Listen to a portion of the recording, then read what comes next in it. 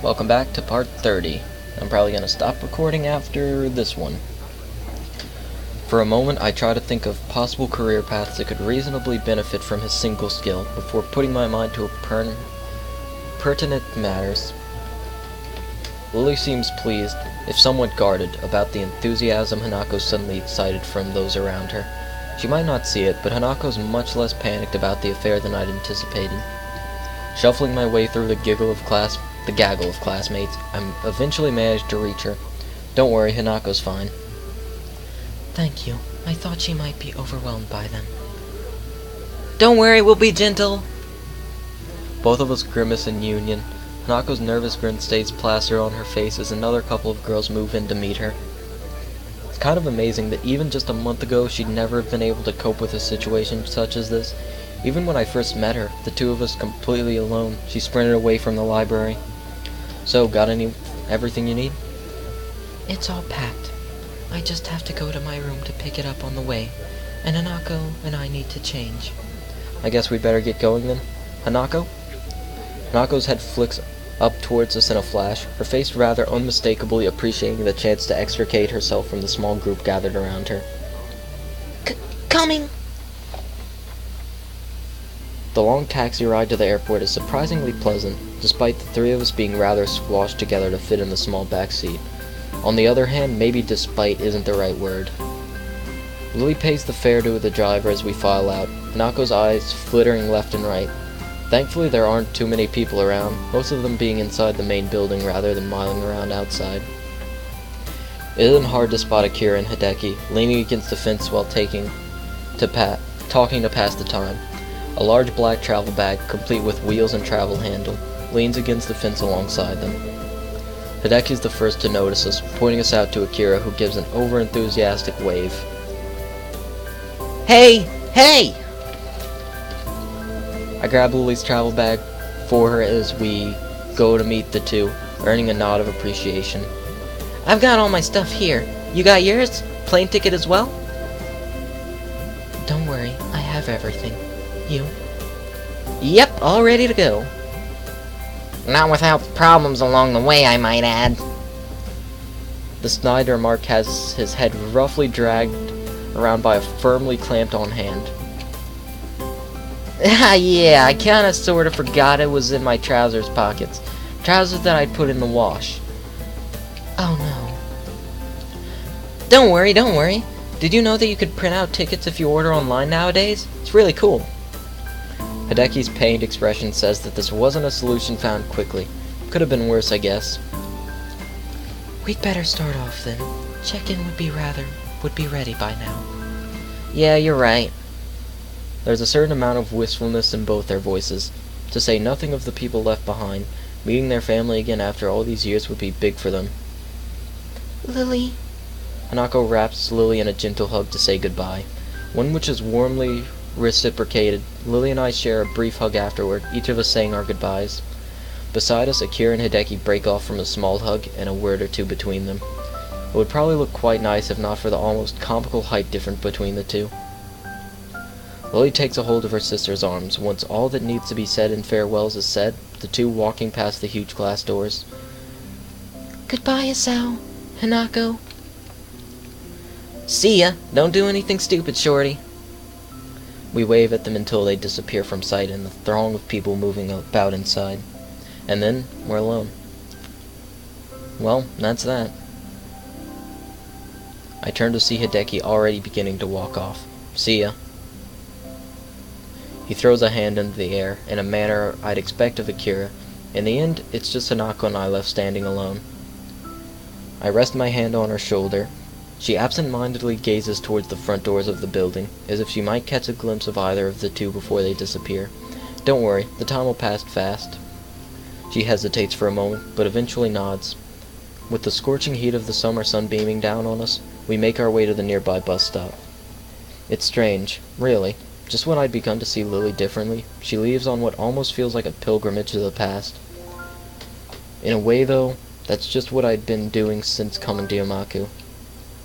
As much as I may reflect on everything that's happened to me, I really am hardly unique. Everyone has their own circumstances and separate paths to get where they are now. Yet I still can't really work out how I should proceed. My life may have practically been reset, but I still can't find anything that satisfactorily fills the hole I still feel in myself. Maybe Lily's leaving will be a good thing for me. Without her to lean on, I'll need to do more for myself. I'll have to be there for Hanako as well. It feels strange to have so much changing so quickly, after my months in that hospital that seemed to exist so separately from reality, but that's all the more reason for me to keep focused. I can't let any opportunities slip out of my fingers in my attempt to rebuild my life. Sweet. We finished the chapter.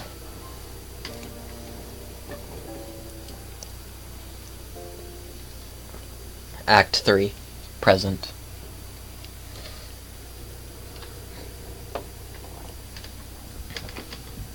I rest my chin on my hands as I absent-mindedly look out the window. Yet another of Muto's lectures droning on and on as if it were endless. The summer sky is almost alluring in its bright cerulean splendor. Only the odd passing cloud breaks up the deep blue expanse. This feeling of longing is probably the outdoors side of me yearning to escape. Nakai, could you answer this? That side of me lost to the past now, though. In that case, I think it would use the and suffix. Correct. Moving on, the suffix for... As my attention towards Muto slips once again, I spot Misha giving me an enthusiastic thumbs up and nod at her to settle her down. It's been a handful of days since Lily left for Scotland, days which have passed relatively peacefully. Life's largely continued as usual, in contrast to what I'd expected. While thoughts of her have danced around the edge of my mind since she's left, present events managed to subdue them, at least for the time being. So I find myself idly chatting with Hanako, as usual when lunchtime finally rolls by. Are the later ones in the series good as well? Not really. You're probably best off just sticking to the original. His later books don't live up to it, other than maybe God Emperor. Thanks. I wasn't really sure if... As Hanako steps to the side, I see Shizune stride up in her typical business-like manner, flanked by her ever-present bright-haired shadow. Try as I might, I can't read any hint of their intent from their faces. Shizune's poker face and Misha's seemingly boundless cheerfulness are a devilish combination. Morning, Shizune. Misha. Hi. I accentuate the greeting with a nod to Shizune in order to get the point across. She promptly and curtly returns the gesture to both of us. Been a long while since I've really talked to either of them. For a while I thought they might be avoiding me, but I eventually came to the conclusion that Shizune really isn't the type to do so. Morning! Shi-chan says that Muto wants to see you sometime. Because of this statement, my face contorts as if I'd just eaten spoiled food, giving Misha no end of amusement. Wahaha! Anyone would think you were in trouble, Hi-chan. You may not be aware of it, but you have the least to worry about out of anyone in the class. What an unexpected vote of confidence. Even Nako nods hesitantly to affirm the point. Thanks, I'll keep that in mind.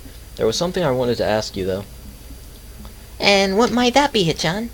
I have a feeling this won't go over well, but here it goes. Is there any reason why you and Lily don't get along? It seems like even a little civility would help you both in your duties.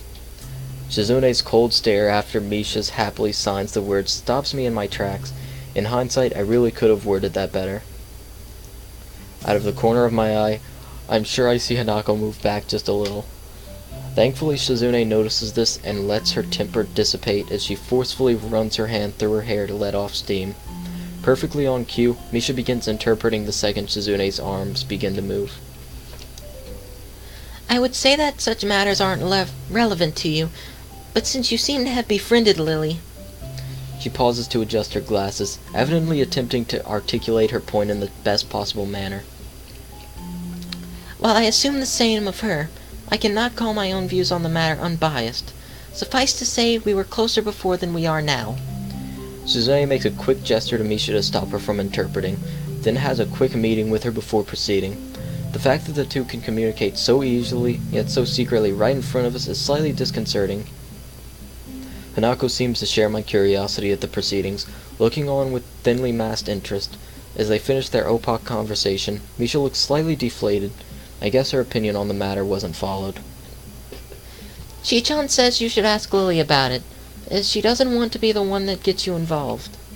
Ah, well, I'll just have to ask her after she gets back. At least I got some information out of Shizune. The two having been on close terms means they weren't always at each other's throats, or at least not quite to this extent. Understand. Thanks anyway. With a nod and a farewell, the two break away and walk out the door, no doubt headed straight to the student council room. Could have gone worse, I suppose. Hanako lets out a long breath, relieved at the confrontation's resolution. I can't say I blame her. I'll see you later then? Yeah, I'll meet you in the tea room. See ya. With that, she waves and joins the trickle of students leaving the classroom. Nakai, could I speak with you for a moment?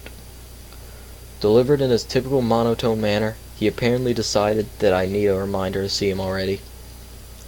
Eventually, I finish packing up my things. By the time I reach his desk, the classroom is close to empty. Yes, sir? He looks up, taking measure of my face before giving an awkward, rather obviously acted chuckle. No need to feel guilty. You're not in any trouble. I just want to ask you something I've asked a few of the students so far. That's something, at least. For a moment, I thought my maxim of keeping my head down and pin up had failed me. So, what did you want to talk about? To start with, what do you think of your progress in this class so far? Good? Bad? I detest that kind of question. For a fair amount of time, I try to think of a response that is neither pathetically humble nor cocky. I'd say I'm doing okay. The work doesn't seem too hard, and I'm doing better on the test than I thought I would. That's a good answer. A correct one, too. I give a mental sigh of relief at his satisfaction. To say that I don't gain a little pride from his comment would be a blatant lie. In the maelstrom of thoughts clouding my mind after learning that I'd be transferring to Yamaku, my school grades seem utterly unimportant. I mean, in fairness, Yamaku seems like a pretty good school. The people are cool. Muto's cool, at least as far as teachers go. I don't know about the other ones. Being entirely clueless as to what skill level would be assumed of me, once I actually got here, I was hugely relieved when I found out that I understood well enough the schoolwork we'd be doing. I know your circumstances must have thrown a wrench in the works, but have you given any thought to your future? My future? What you'd like to do as a profession. Do you have any thoughts on where you'd like to be in 10 or 20 years' time? I wouldn't be surprised if you covered this ground in your previous school, but I don't have any record of it if you have. I suppose the last year of high school is the time when students would need to be thinking about such things. To be honest, I really haven't lent it much thought, compared to my immediate situation. Catching on to my thinking, Muto speaks up. It's okay if you haven't decided on anything specific yet. I wouldn't be surprised if a lot of your classmates were still undecided. After all, maybe pursue one of your talents? He's rather obviously trying to squeeze an answer out of me, and something about his previous wording makes me suspicious. He didn't seem to be intent on asking everybody like this, so he must have had some kind of selection criteria. At a guess, our marked in this class. Well, something in science might be the path of least resistance. His face brightens, no doubt pleased at the thought of a prize student, following his subject as a career path. Good. Having a general idea is the first step. I would advise you to think on it, though. Oh well, things are kinda settling down, which will help. Good to hear. Oh, and I've noticed that Ikazawa's attendance and marks have improved since you came to be friends. I'd like to thank you for that. I'm surprised you noticed we knew each other. He gives a chuckle as awkward as his smile. This guy really has no idea how to properly act around others. Every facial movement seems like an act of careful but misdirected choreography. You could say that having a general idea of who knows whom is part of a teacher's job. Catching himself before he goes off on a tangent, he loudly coughs into his hand. I'm sure you have things to do, though, so I'll stop there. Please do think about where you're headed from here, as you don't have long to go before you finish high school. Oh well, thanks. The brief talk ended. I take my leave. He goes back to fussing with the teaching materials on his desk. This is one of the times I'm envious of Lilly, almost maddeningly so, to have one's future so clear and so assured, yet working towards it from such a young age. It's an idea so utterly irreconcilable with my own thoughts, mired in the present day just as they've always been. Blah. Oh well. this is a good stopping point. So, I'll end it here. So, thank you guys so much for watching, and I'll see you next time. Peace.